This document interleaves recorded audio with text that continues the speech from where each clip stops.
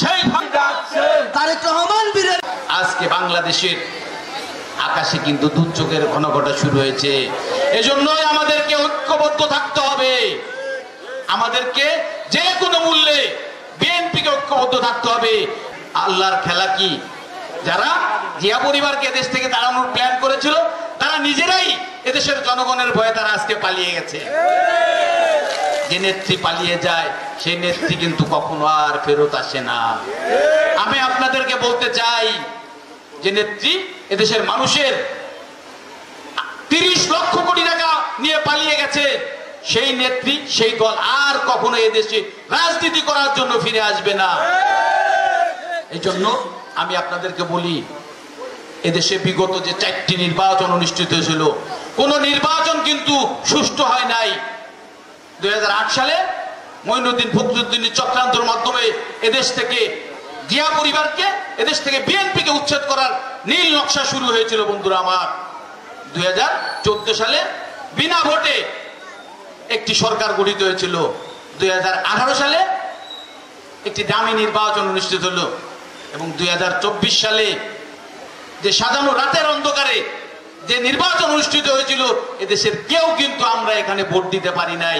এখানে আপনারা যারা আছেন, আমার মনে হয় বিগত 4টি নির্বাচনে আমরা কেউ স্বাধীনভাবে আমাদের পছন্দের কোন প্রার্থীকে ভোট দিতে পারি নাই। ইনশাআল্লাহ আমরা যদি ঐক্যবদ্ধ থাকি, আমরা এখানে যারা আছি, আমরা এই প্রভাবদ্বীর মানুষ যদি ঐক্যবদ্ধ থাকি, ইনশাআল্লাহ আগামী যে নির্বাচন অনুষ্ঠিত হবে সেই নির্বাচনে আমি আশ্বস্ত করতে চাই, আপনারা আপনাদের নিজের ভোট আপনার পছন্দের ব্যক্তিকে দিতে পারবেন। সেই পরিবেশেই কিন্তু এদেশে আর একটি নির্বাচন অনুষ্ঠিত হবে। এজন্য দেশের স্বার্থে, দেশের স্বাধীনতা সার্বভৌমত্বের স্বার্থে, আমাদের গণতন্ত্রকে সুরক্ষা দেওয়ার স্বার্থে আপনাদেরকে কিন্তু আজকের থেকেই আগামী যে ফেব্রুয়ারিতে যে নির্বাচন অনুষ্ঠিত হবে সেই নির্বাচনে দেশনেত্রী বেগম খালেদা জিয়ার প্রার্থীকে জয়ী হওয়ার জন্য কাজ করতে হবে বন্ধুরা আমার। বাংলাদেশে বিগত যে 4টি নির্বাচন হয়েছে, আমি দামিন নির্বাচন, রাতের নির্বাচন, বিনা ভোটের নির্বাচন আর এদেশের মাটিতে হবে না। একটু লোক যারা বিএনপির সুদিনে ছিল, বিএনপির দুর্দিন দেখে তারা কিন্তু অনেকে পালিয়ে গেছেন। শুধু পালিয়েই যান নাই, পালিয়ে যে বিভিন্ন ভাবে অন্য দলের সাথে যে বিএনপির ক্ষতি করার চেষ্টা করেছেন। আমি আজকের এই সমাবেশ থেকে বলতে চাই, বিগত দিনে যারা বিএনপি করে বিএনপির ক্ষতি করেছে, তারা আর কখনো বিএনপি করতে পারবে না।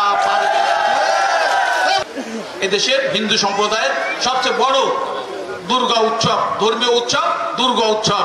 সেই দুর্গা উৎসবে নিয়ে বিভিন্নভাবে কথিত স্বৈরাচাররা, কথিত ফ্যাসিস্টরা আর এই ষড়যন্ত্রকারীরা বিভিন্নভাবে ষড়যন্ত্র করতে পারে।